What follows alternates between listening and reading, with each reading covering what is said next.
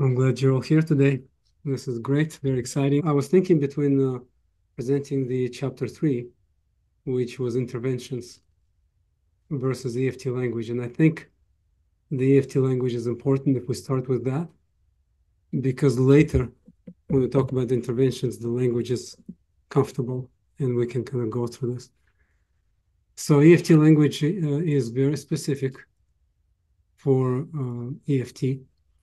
And most of the difficulties that therapists have is to use that language. What's interesting about the EFT language, once you start using it with your clients, you will start using it with your partners, with your friends, with everyone else around you. And that's what's so amazing about this. So Johnson says we can't just practice EFT, we need to live EFT. And I agree 100% with that.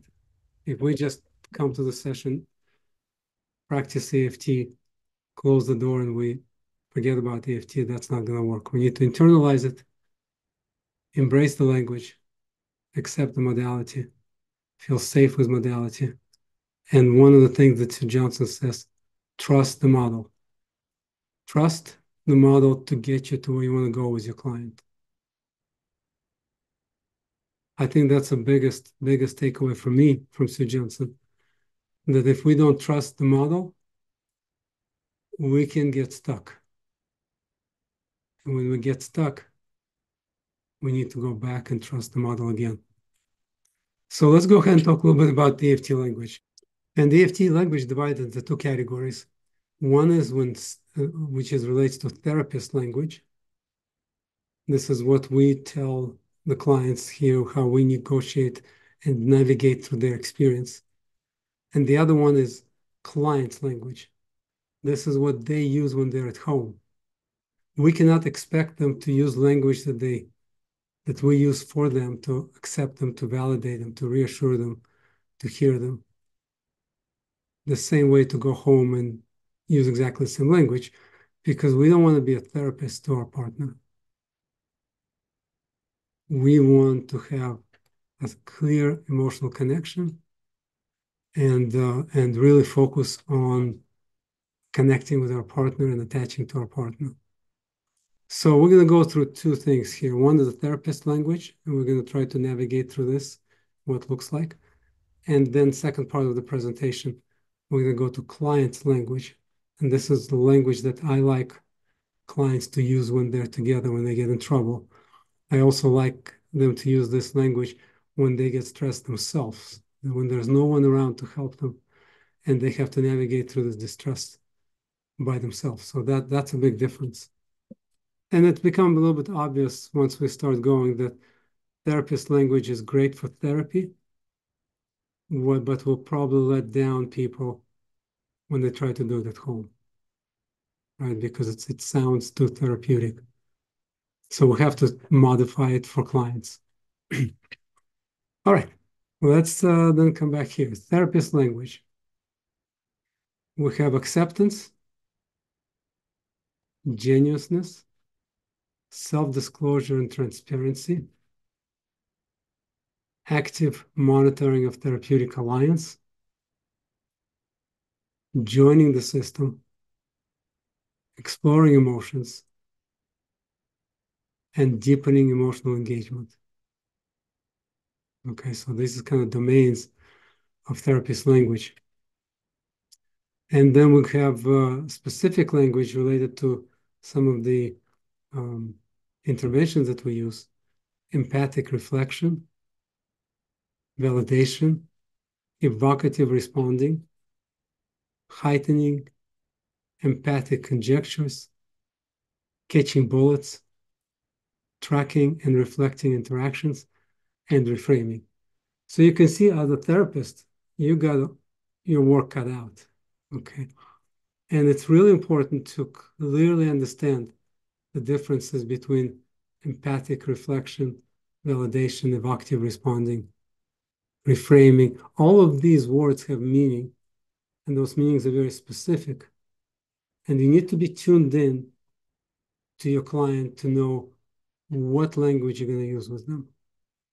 And attuning to your client is going to be one of the biggest tasks that you're going to have in EFT. Because if you're not attuned, your language will be misplaced and your client will not feel heard and understood and accepted and validated.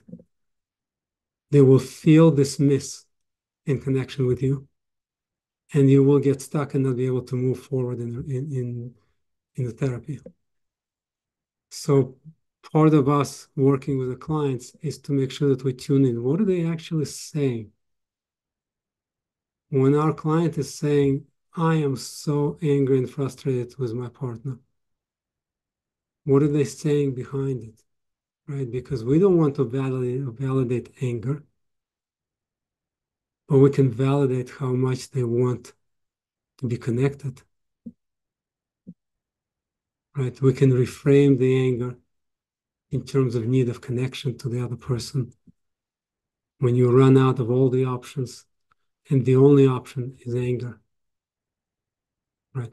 So practicing tuning in to your client's experience is going to be one of the major tasks. In the moment, when the clients in the sessions share with you their experience, we need to tune in and say, what are they trying to tell us? What's behind it? How are they trying to explain to us?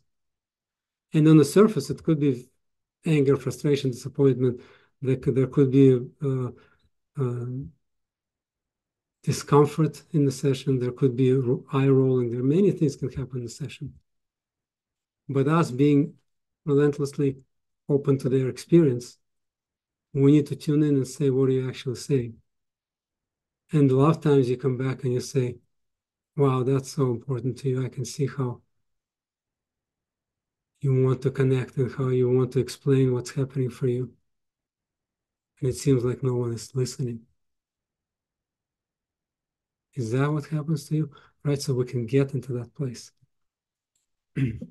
So let's look at the acceptance, right? What does acceptance look like? When you work with your client and you can say, and the client says, I can't concentrate if I'm not doing something, right? There's many different ways to go into this.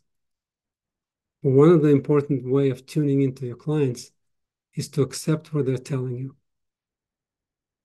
For example, let's say a couple comes in and one partner says, I don't want to share my emotions with my partner.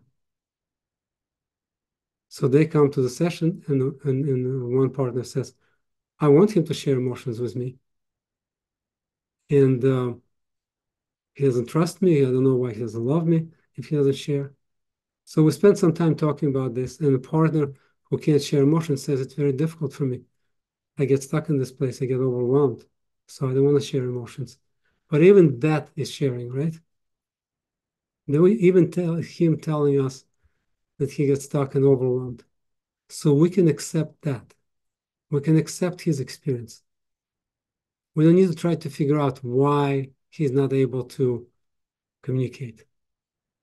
And remember, question whys are very difficult when person is dysregulated. They're great questions if you're doing some research or if you're doing engineering or managing. But in a relationship and working with clients, question why is probably the last thing you ever want to ask. So acceptance in this case would be, oh, that makes so much sense what you're saying. I can see that how difficult it is for you. And you have the courage and love to share that with your partner right now. I don't want to share with you any of my emotions, but I can tell you how difficult it is for me, right? That's an acceptance. So in this case, I can't concentrate if I'm not doing something. Well, the therapist needs to switch into the acceptance mode, not trying to figure out, well, what happens? You didn't sleep enough, or you didn't get enough food? Are you hungry? Right? No. If they're saying they can't concentrate when I'm not doing something, that's what the acceptance is all about. I appreciate your need to be doing something active, to remain in this conversation. I appreciate your need. There's so many times that clients will fiddle or move around the chair, right? And when you use Gestalt and bring it up and say, what's happening to you right now as you're kind of moving around as different subjects come up? Well, and the client can come back and say, I can't concentrate if I'm not doing something. And when we switch in the acceptance mode, of course, thank you. I appreciate you sharing with me that you need to do something, you need to do something active for you to remain in this conversation. Of course, right? The first step of disarming our partner, our clients, and slowly move them into the emotional experience and being safe and connected to a therapist is to accept what they bring to the table, not to fight against it.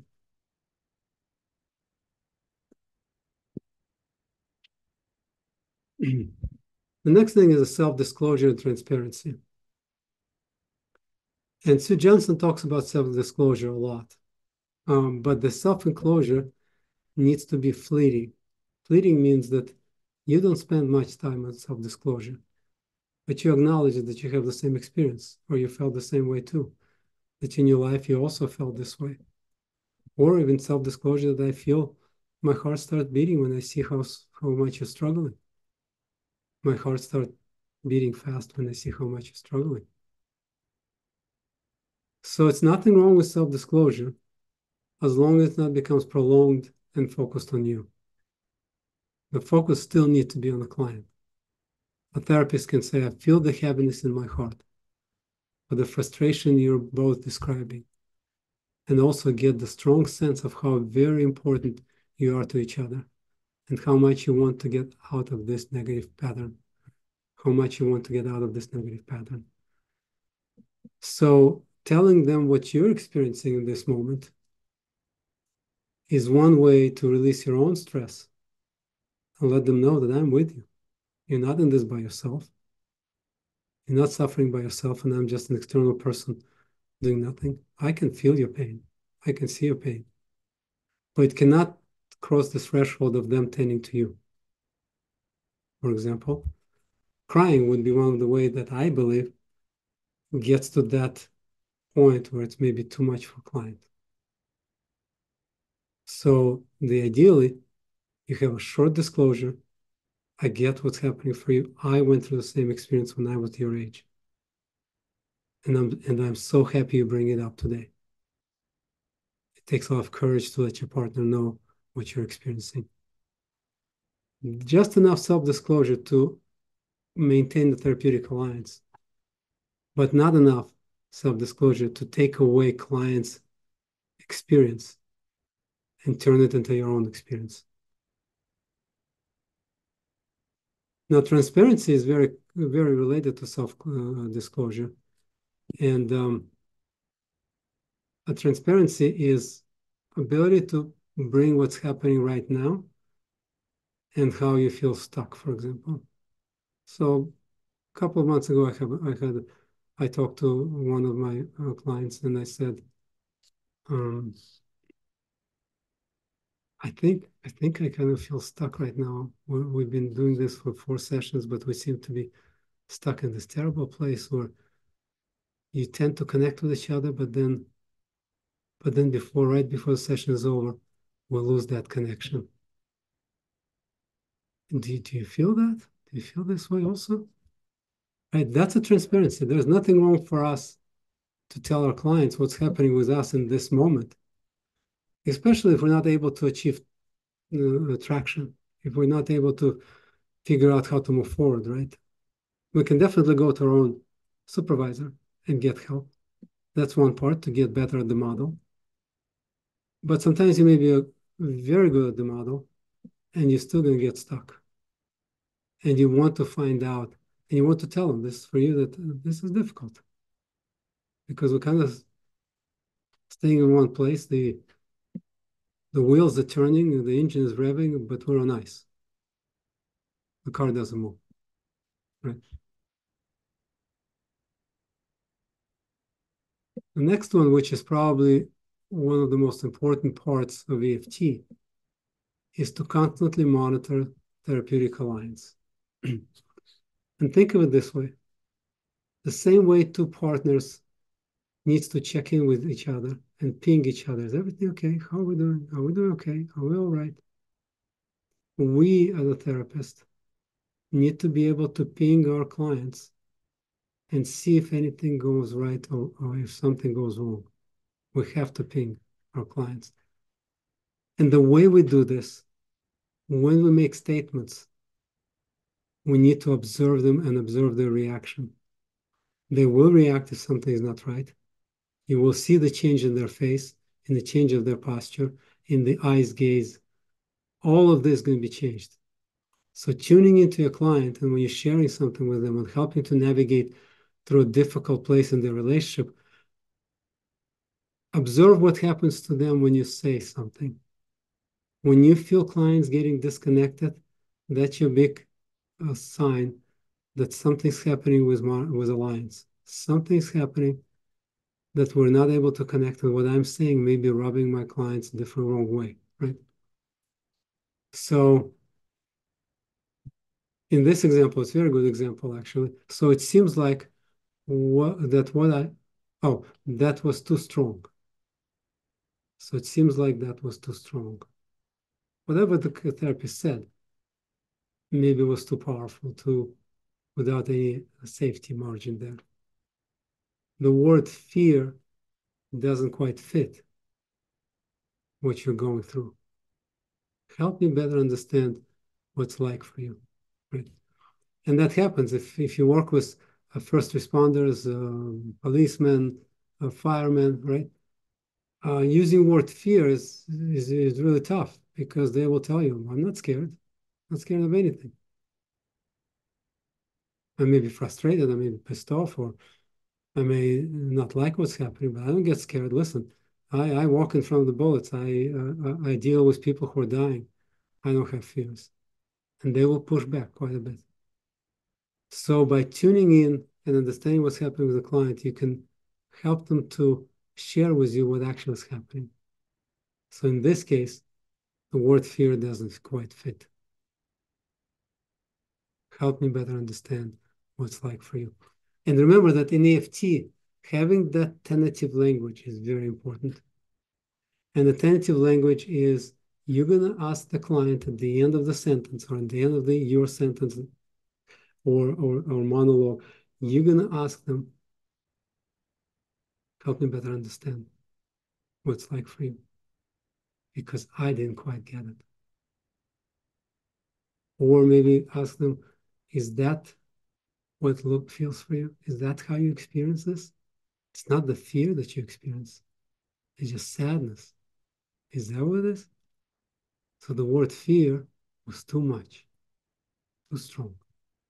Help me better understand what's like for you. This is the language we want to use with our client and help them to get close to us. If the active monitoring is not present, we can lose the client and not understand what happened, may not understand how did we lose them. Long time ago, Lola and I were at therapy, and she turned to the therapist. I was saying something, and she turned to the therapist and she said, "Can you please explain, Jack, what's happening?" Because, and before she finished the sentence, the therapist says, "Well, just turn to him and explain it." And that was a therapeutic rapture. In the moment when she was vulnerable, when she got stuck, she didn't understand what to do. She didn't know how to do it. She was scared to share something. The therapist did not get it. The therapist didn't come and say, "Oh, I can see how difficult it is for you. Makes sense. Okay." So when you're asking me this, you're saying that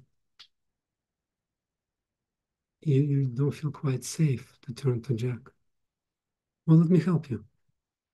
Right? That's a therapeutic alliance. But as soon as you say, well, you just talk to Jack direct. Well, there it is. Right? So actively monitor your alliance with clients. It's really important.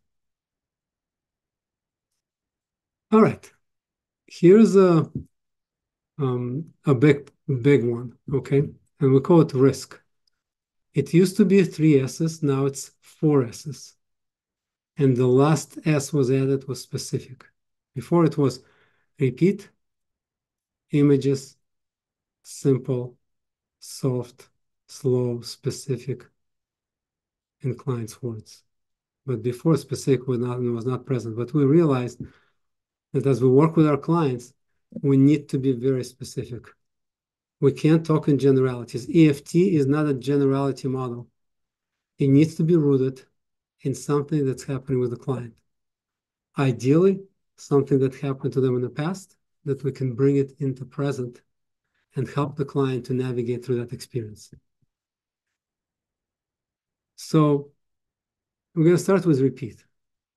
Repeat is your main tool. When I do EFT Tango, or when I do the enactments, I typically repeat things 5, 6 times. The first time I repeat when the client tells me what they feel or experience. The second time I turn around and say, would you like to share with your partner that experience? And I repeat what experience it is. The third one would be, if you share this experience and I repeat this, do you feel safe? The fourth one is, can you turn to your partner and let him know? And I repeat it again. And then when the partner shares her experience or his experience, I turn to them and says, how was it for you to be able to share your experience? And I repeat it again. And when I turned to the other partner, I said, how is it for you to hear your partner sharing with you? And I repeat it again. So repetition is the key. Many therapists that just walk into the EFT have very difficult time repeating things because they think that they will be rejected. They will be told, listen, I'm not stupid. I already heard it once. Why do you have to repeat it 10 times? Well, the reality is that the only safety for couples who are in distress is repetition. Because remember, when they're emotionally stressed, the cognition is gone. They will not hear it first time. They will not hear it second time. They will not hear it third time. Eventually, maybe fourth or fifth time, they will hear you. And most of the clients, when you say, can you let your partner know? 1, 2, 3, 4, 5, right? Most clients turn to their partner, look at their eyes, then turn to you and says, can you repeat it again? Why is this happening? Because their emotional activation is so high, the cognition can't process the words we're saying. So it's important to repeat and be comfortable with repeating things. Like in this example, it's a little bit more subtle, but it's still a good example. So it's painful to stay here, painful to stay here, to feel hurt, right? So painful, hurt, very similar, painful, hurt, to feel sadness. The pain is just too much to handle. They just shared with you what's happening for them, and you're going to repeat back what's happening for them. You're going to say, of course, thank you, John, thank you, Rebecca. This was so important what you just shared. When you talk to me and you turn and you said, Jack, I miss my partner. I'm so alone at home. When I come home, it's always empty house. It's so difficult for me. And I think that that you're asking for help, that's what I think you're asking for. Is that what it is for you? And she may say, yeah, I'm asking for help. But how is it for you to say that out loud right now? That I feel alone. I come to an empty house. I long for my partner, but I can't find him. How's it for you right now? Right? So you keep repeating. Even if you say, this must be so difficult for you, so difficult. It's incredibly difficult. Of course, this is not easy. How can you even think about anything else when you can't find the way to be with your partner? I can only imagine how difficult it is for you. So that's repetition too. You can heighten and repeat emotions. So repetition comes in many different forms. from what clients shared to you, and then you repeat it back over and over and over again, heightening clients' experience in the moment when they share their stress. If the client says, I get so numb and I shut down, and you can come back, of course. There's so much love and care for your partner.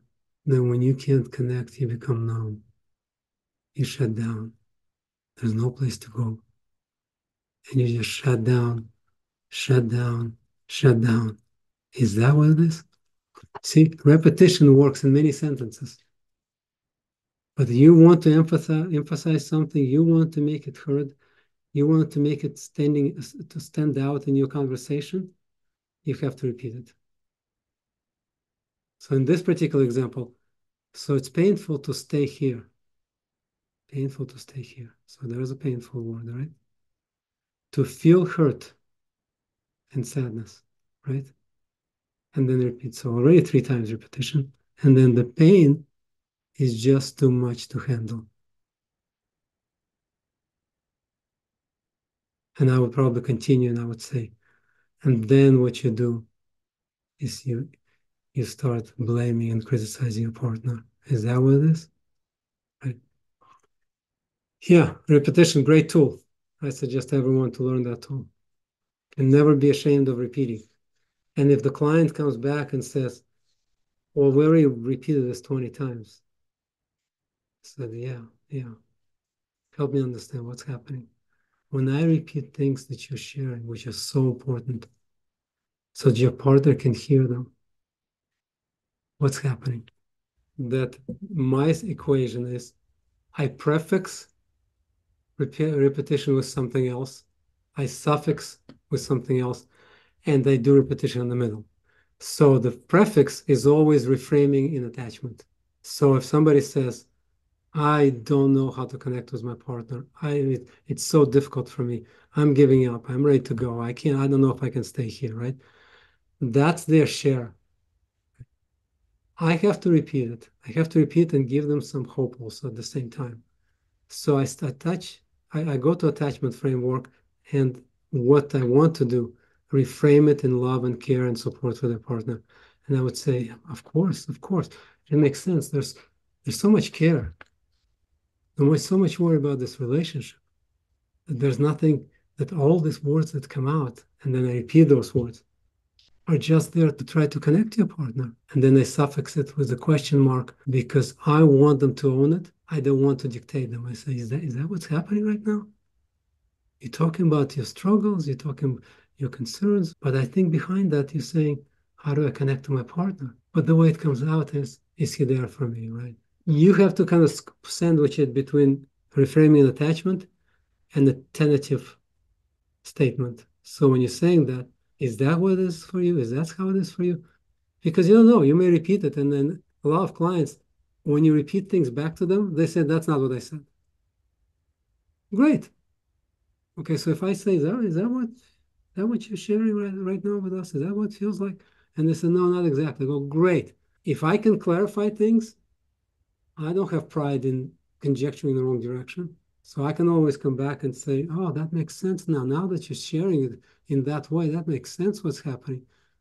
So in the moments when you get disconnected, you feel alone, you feel unwanted, unloved, and that's when you become angry, frustrated, and then you start being snappy at your partner. Is that what it is? Right? So clarify, and create repetition. There is no way without repetition. And one of the things is practice. And then, I'm not going to do today role playing, so no worries. Okay. I think clients know if you're genuine or just making it up. If you're just saying it, developing evocative language and evocative stance and evocative words, if they're not genuine, they're not going to go with you. That's why alliance is so important. But when they feel it's genuine concern for their safety, for the relationship safety, for relationship recovery, then it never client says that they're being manipulated or that they feel that I'm trying to, my softness is not real. Of course, if the client says that, no, you're just acting like this, I don't trust what you're saying. I don't trust the intention here. Well, then you have to go to monitor therapeutic alliance. Something broke down there that created problems. So we need to repair it before we can become genuine and soft and kind again. So I would immediately go into place. Yeah, I cannot get you. When I get soft, it doesn't feel real. It doesn't feel true. It doesn't feel that I really care about you. Is that what happens? I go right into that because I want to reassure you that right here, right now, you're the most important people for me. You show up here. You're taking your time out of your life for an hour and a half to spend with me. I will do everything to connect with you, be safe for you, and make sure that you feel respected and protected. So I will try to recover from it. And if they come back and say, well, this was a specific thing that sets me off, okay, of course. Yeah, didn't realize that. Maybe I'm not culturally sensitive in some areas, so I may not see it. And I may say something that will basically hurt the client. So we always accept what our client tells us. We repair our lines. If I have to say, listen, I hear you, I take it back. There's no intention here to hurt you, and I apologize that I caused you that difficulty. Let's start again. I'm going to try a different way. Would that be okay? And most of the client says yes. After repeat, we have images. And images, it's not something that client has to come up on themselves, by themselves. It's not that they have to create such an image of something that's happening with them. Images can be very simple. I'm stuck in the middle of the road and there's no AAA around. And that's what it feels like. Simple. Most clients have difficulty in generating images. So when I start working with clients, I generate images for them. And I generate for them because I know they're emotionally distressed. They don't have cognition. If I'm going to sit there and say, well, what is image for you coming up as you talk about this? Chances are they're going to look at you with big, open, wide eyes and not be able to do anything. So we need to help them. We need to help them 100% of the time. So here's an example of therapist. He shuts you out and you're on the other side of the door, right? That's a picture. You're on the other side of the door. You're knocking. You're hoping he will come out, but only getting silence in return. That's a therapist building a picture for the clients so they connect their emotional experience with the image so they know what's happening for them. And then finally, the next image comes in. As you say, reaching for him is like jumping off a cliff. Wow, this is so difficult. Now you have this narrative and you have the picture. You can turn to the other partner and say, John, were you aware of it? That when Margaret is trying to get hold of you, trying to connect, she feels like she's on the other side of the door, knocking, hoping that you will come out. But she gets only silence in return. Were you aware of it? Again, repetition and images. And when he says, yeah, I'm aware of it. And then she goes into a place where she feels like she's jumping off a cliff and there's no one there to catch her. Wow. How are you doing, John? Just to be able to hear your partner sharing so vulnerably right here and letting her know that and letting you know that when she tries to reach you, she feels like you're on the other side of the door, knocking, hoping that you will come out, but only getting silence. How does it affect you as you hear that? See, so we use images when we piggyback repetition. Remember, repetition is the first letter of risk for a reason, because that's what you have to do with all of these things that we're going to be talking about. Repetition is important. And we keep repeating it over and over again. Because I guarantee you that John may not even understand what she experiences when she is on the other side of the door. A typical response would be, no, there's no doors there. She can go ask me a question, right? So there's no acceptance, but you can get acceptance through repetition and imagery. The next thing is simple. If we start talking with compounded sentences, difficult words, run-in sentence, multiple ideas in the same sentence, for a client, they're not able to process it. So think of it, the simpler, the better. I tend to speak in a 4th grade to 5th grade language. Really simple and small sentences, just a proper sentence, and that's it. So part of you just wants someone to be there for you. Very simple statement. Right? And of course, behind it, I would say, is that what it is? The simpler we can make the sentences, the better chance we have to track with our clients. The more complicated sentences are, the more times you're going to lose the client, and they will turn to you, and they will say, "I'm not sure. I'm not exactly understanding what you're saying. What does that mean? Were you talking about me talking to my partner, or my partner to me?" Right. So there will be confusion, and that's your first question. First thing that you need to know, that when a client asks you questions about what you said, the chances are the sentences are not simple. Now, it's possible there's no specificity also, but typically the sentences are not simple. So a lot of times, to connect with another client, I would say, and to kind of get her really understand her experience, I would say, yeah, I think what you're saying, all these things that you shared with me today, you're saying, I want to be number one for my partner. I want to be number one. This is so important to me. I don't want to be number 2, 3, or 4. I want to be number one. Is that what it is? Very simple way. So there's no confusion, right? We need to kind of be tuned into that. And if we start thinking that we're talking in conjectures, in difficult conjectures or difficult sentences, pull back. Especially if you check therapeutic alliance and you find out that maybe not as strong, or some clients not connecting with you. If they're not connecting with you, the first thing you need to check is simple. Keep the language simple. So I kind of skipped soft and slow. These are important. Soft and slow are important parts. But I'm hoping to demonstrate to you today, when I talk about these sentences, how soft and slow I try to say things. In the session, staying slow is very difficult. Once you get used to it, it's better. But if the client starts speeding up, we have a tendency to meet client where they are, and we become faster.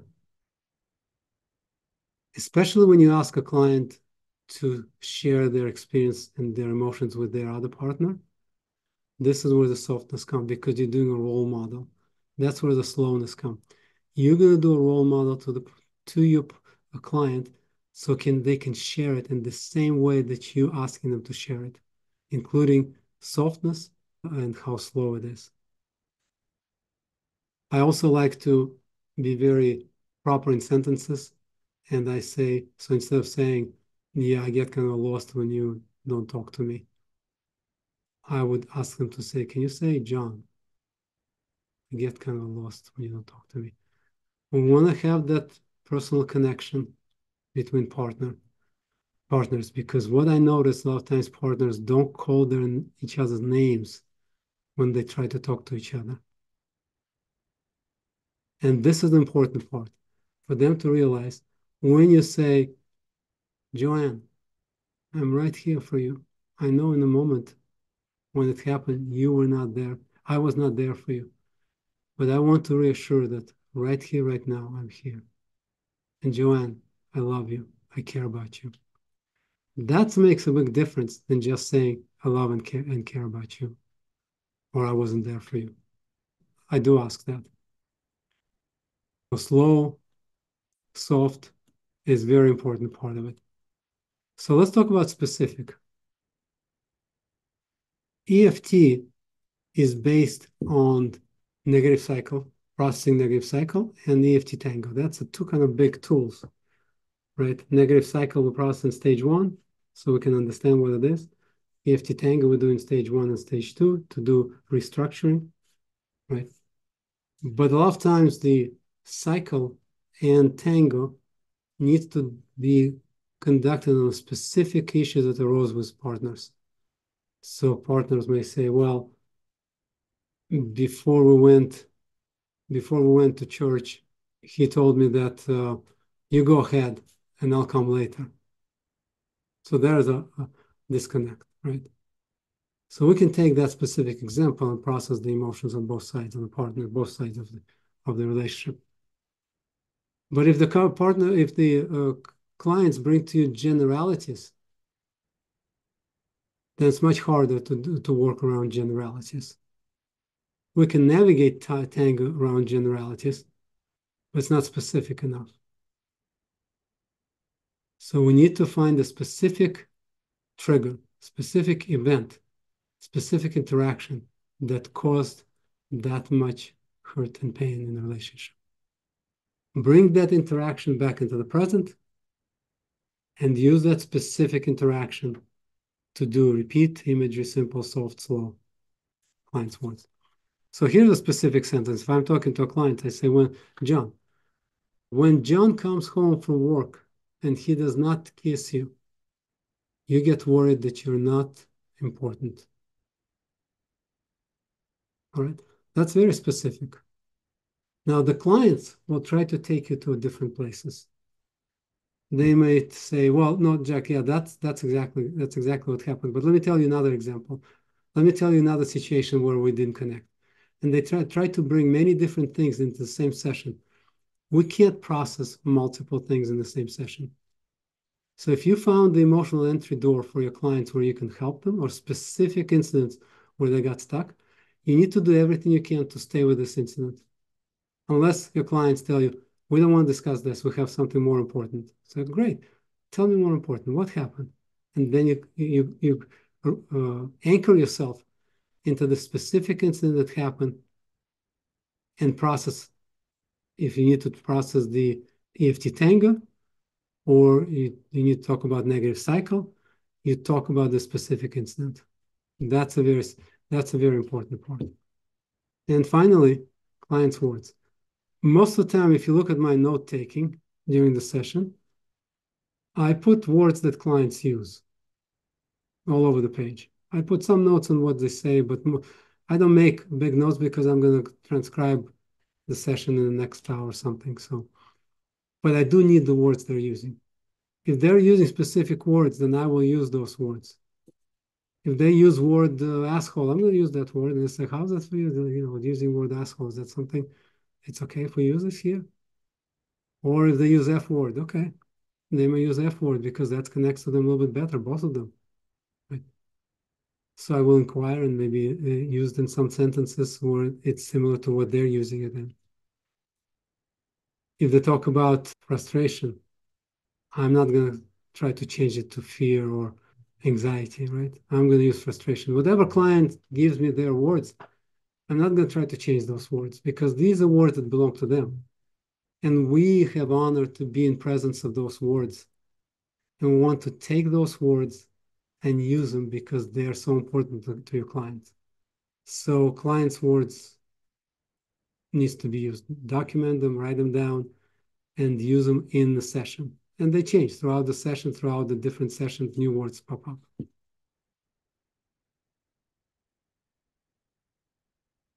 All right, a couple of things now. We're going to go into more of a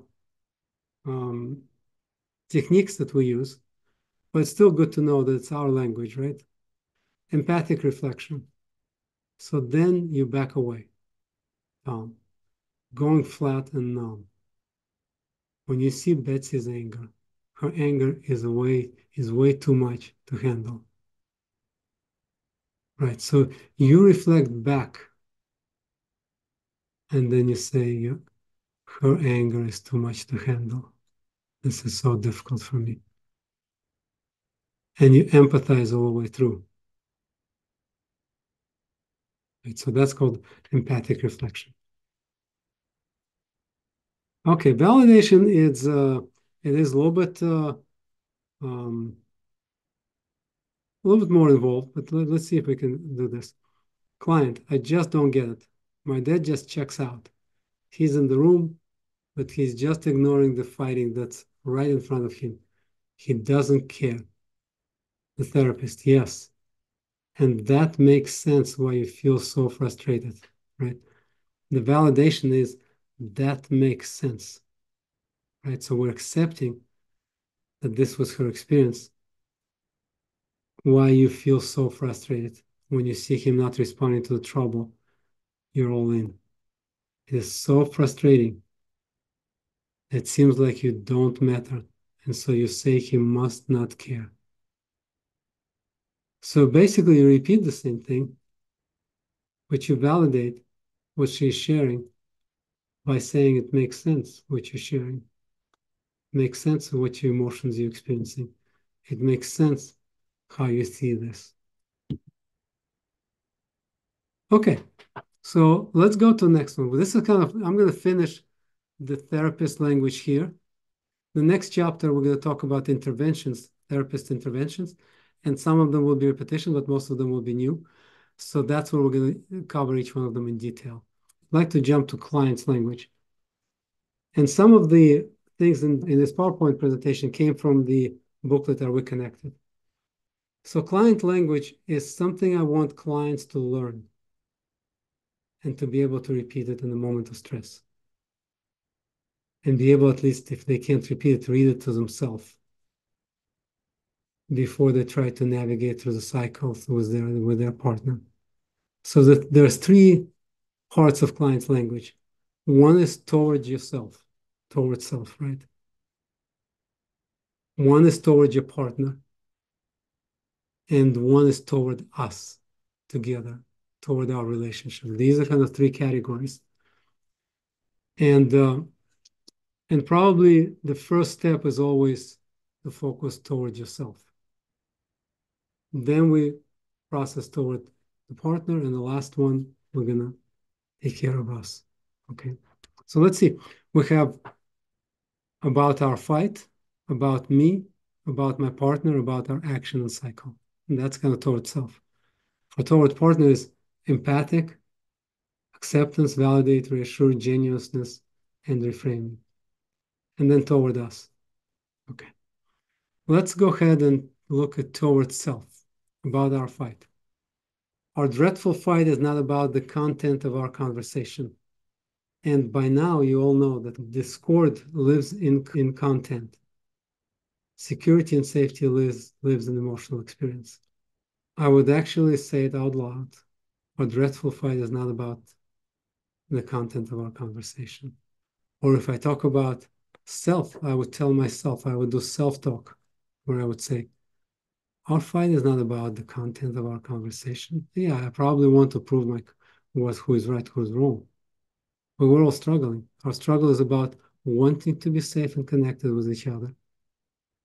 Once we're safe, we can discuss, review, and resolve any content. In a way, this language is designed to self-soothe because you can't have 100% reliance on your partner to soothe you.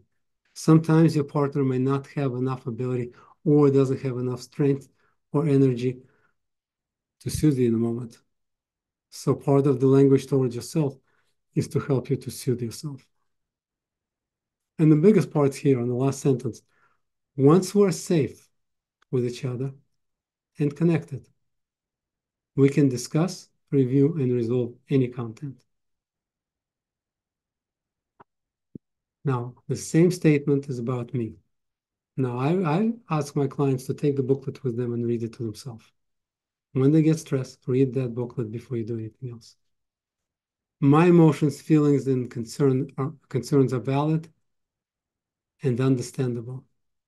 So this is a self-validation, right? We validate that there's nothing wrong with what we're feeling, what we're experiencing. And it's all valid within the need for connection. I feel unsafe when we're disconnected. I want to reconnect and repair our relationship, but I feel helpless and do not know how to reconnect.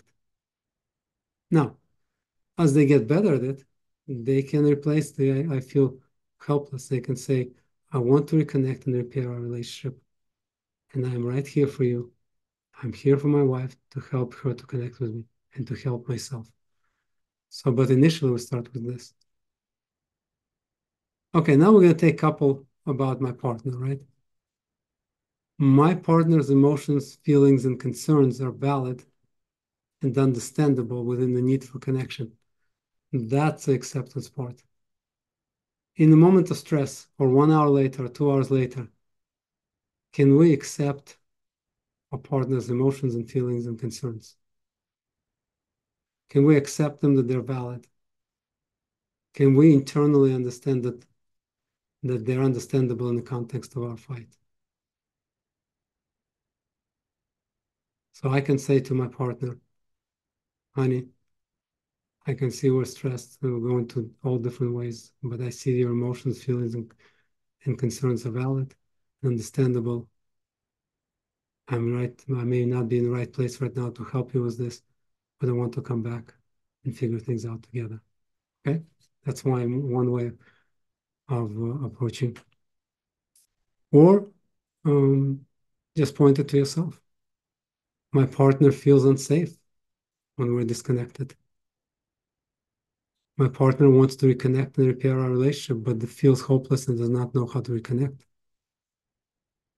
In a way, giving a break to your partner and saying it's not that your partner wants to hurt you, but they kind of stuck. Okay, this is about action and cycle. In my attempt to stay connected, I blame my partner or defend myself. As a result, I become angry or give up. And we get stuck in a negative cycle. This is self-talk for me to understand what happens. And it's also helped me to de-escalate.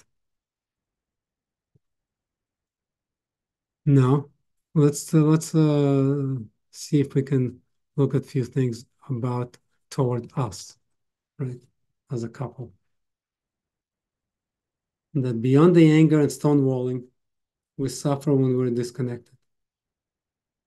These are such important sentences that if you can read them slowly before engaging with your partner later, that will help to center yourself and reframe yourself that the partner is not your enemy. Your enemy is a cycle. Our suffering is hurting each of us and our relationship. It's not like one person is hurting and the other person is not. I've never seen one person hurting and the other person rejoicing. So we can easily agree that if I'm hurting, my partner is hurting. But on the surface, it may look like they're not hurting. But once we go beyond the surface, it's for sure. We both feel hurt and disconnected from each other. We both want to reconnect, but do not know how and get stuck. In the end, we're suffering from loneliness and isolation.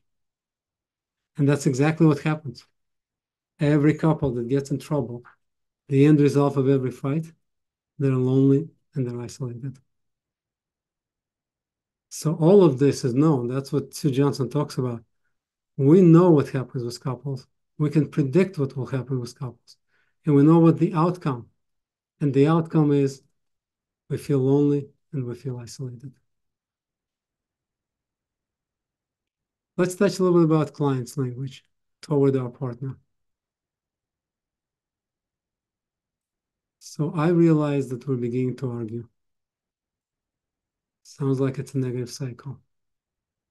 We're both contributing to it, even if we don't intend to hurt each other. We're both contributing to it, even if we don't intend to hurt each other. So in a way, you're sharing that with your partner. Because in the cycle, there's always two people. We can't say that I'm the only one contributing and the other one is not contributing.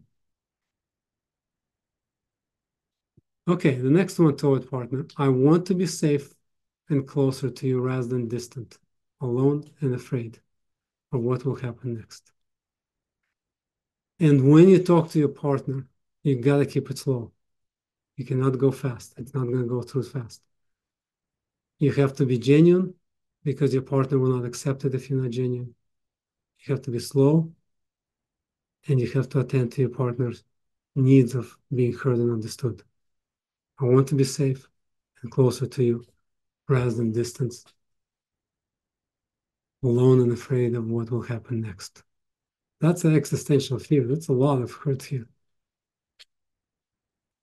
I care about our relationship and I don't want to do anything that hurts or scares you and pulls you away from me.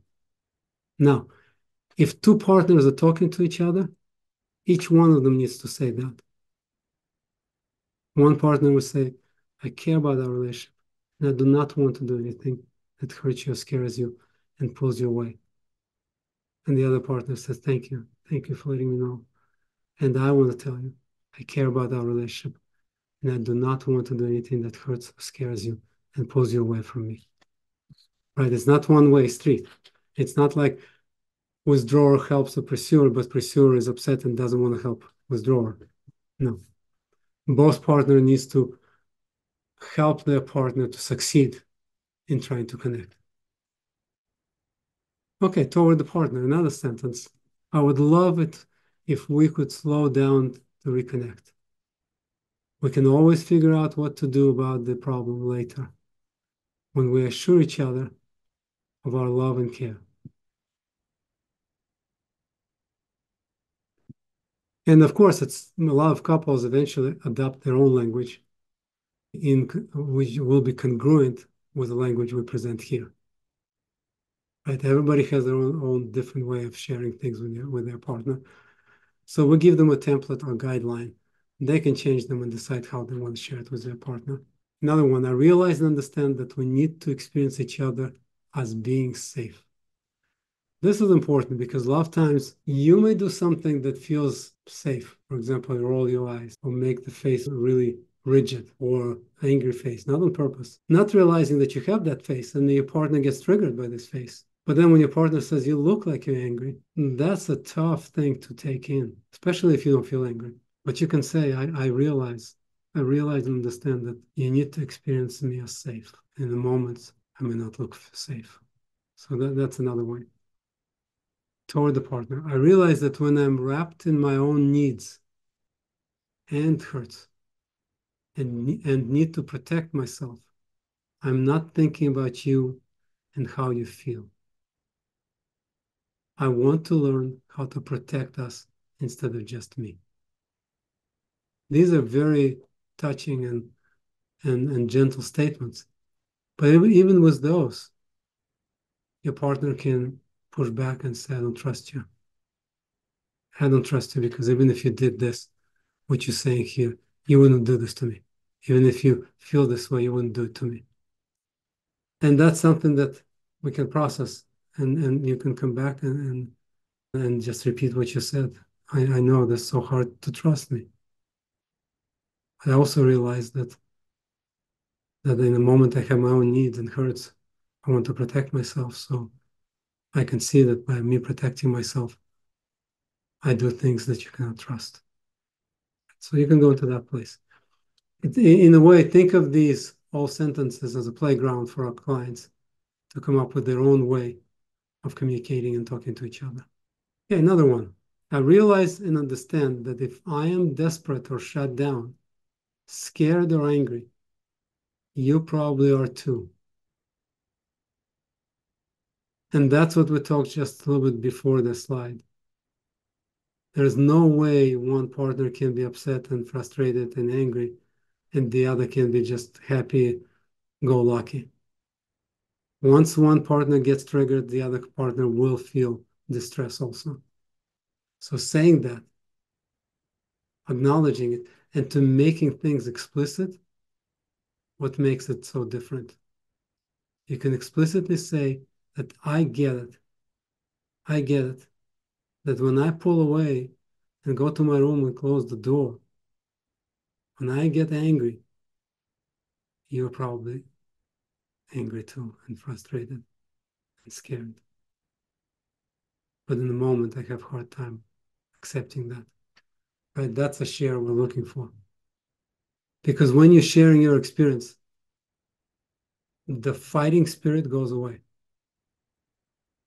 If you don't blame your partner, you don't criticize your partner, but you share your experience, the fighting spirit of your partner goes away. It cannot sustain when there's a share of emotional experience without blaming or criticizing your partner. There's no fuel. There's nothing to connect to and propagate the stress. So that's why those words are so important, because it's like putting a wet blanket on the fire, and eventually it will just stop and you can connect with your partner. So I like this sentence a lot personally. And you can also use those sentences for self-soothing. Wow, we just got into a fight. She got upset, I got upset. But I realize and understand that I'm upset and she's upset, but we're both upset. She's probably as upset as I am. She's not having a good time. Okay, let's take a deep breath. Let me talk to Lola, see what's happening. And that's it. All right, another one.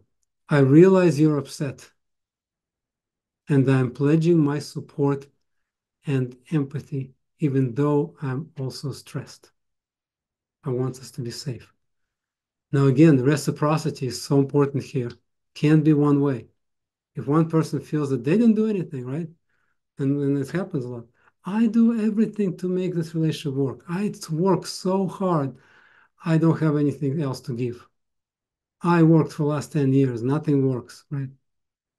It's hard to accept that the relationship is two people. And both need support. But this sentence focuses on that you can't take the support from your partner without giving support to your partner. When partner comes and says, I'm pledging my support, I'm pledging my empathy, I'm stressed, I'm holding my stress on the side, I'm holding all of these emotions aside because I know how important it is for me to help you to get through this. But I don't want to be alone. I don't want to be stuck here forever. I need your help too. Right? And then you can come back. Says, I'm right here. I see you're upset. I see you struggling. I see you having a difficult time. I want to pledge my support and empathy, even though I'm a little bit stressed right now. It feels better when you share it with me, that you understand me. But I want us to be safe. So play with words. In the fight, when you share that you don't like the cycle and how it hurts you and you want to be connected, one thing to come back with, I want you to know how important you are to me. Because the biggest fear during the fight is, I'm not wanted, I'm not good enough, I'm failing my partner, I'm causing a lot of distress, I'm too much, I'm not enough, right? And to emphasize the importance of your partner in your life, it's like drinking from a fire hose. I want you to know how important you are to me, how much I care about you, and that I want to protect our relationship and you. That's the most touching sentences that you can say in the moment of stress, because that's what we're longing for. To know that we matter and to know that our partner cares about us, and also to know that we're not failing our partner. Very good sentence. Interventions are therapist language, right? So we're only going to talk about therapist language. We want to establish emotional connections, but I also want to I like to do with my clients a little bit of a role play. And I open the booklet and I say, we you brought up a difficult situation for you here in the session. We went through this. You were able to reconnect. That's so amazing. Look how much you were able to help each other. That's fantastic. I wonder if we can take a little time to practice this when you're at home, because here I kind of conduct all of this experience and help you to navigate through this. But I'm going to give you a booklet with these sentences, and I want you to use these sentences to share your experience and to respond to your partner. And first time around, let me help you. You, Jennifer, you're going to say, I'm so pissed off, you come home, never kiss me. Okay, right. And then what are you going to do, Jonathan? Let's look through the paper. Let's through the, and this, oh, okay. I want to share with my partner how much I care about her and how much she means to me. All right, great. Can you turn to her? I want to validate and reassure her that I hear how difficult it is for her. Okay, let's select a sentence and do that. Because a good thing is that once you validate and reassure your partner, once you're able to go from emotional place, there's no fuel for fire. It's gone. Maybe another person will have a little bit of fuel left, and she may or he may just have a little bit of discussion. No, you always do this. What you're saying right now is not going to work, right? But keep repetition in mind. The repetition is still valid. Do exactly the same thing. You can say, Jennifer, I know what I did cause you a lot of pain. And you got stressed, and I got stressed. But I'm right here. I want us to keep safe. I want to keep us safe together. I want to find a way to reconnect with you. You have to repeat the same thing, even to your partner. Even if you have a problem, let's say with your mom, for example, I'll give you an example. Let's say you have you have a mom, even if in your normal age of like, and you have difficulty with your mom, and you pick up the phone and you talk to your mom, and you say, and mom says, I think you should get married. You should not be all by yourself, right? Or I think you should start your own company or something. We can accept, validate, reassure her, right? We can say, Mom, yeah, I get it. I get it. I can see that there's a lot of stress there, and I know that how difficult it is for you. And it's kind of difficult for me too to hear it. But I love you. I care about you, right? Done. Mom doesn't give up, right? I really mean that. And you repeat the same thing. She's going to get through this and she's going to get upset. But if it comes from your heart, she will eventually accept it. Lola did a seminar about 4 years ago with executives. There was 10 executives at the table, and then she was working with them on connecting to the emotional experience. And this guy, and she would go around, right, like this. There's like 8 people go around the table, and she would say, well, can you share what happens to you with your children when they don't call you? And then she goes to this one guy who's a general, and he's the CEO of the company. I don't have anything to say. She goes, okay. And they keep going.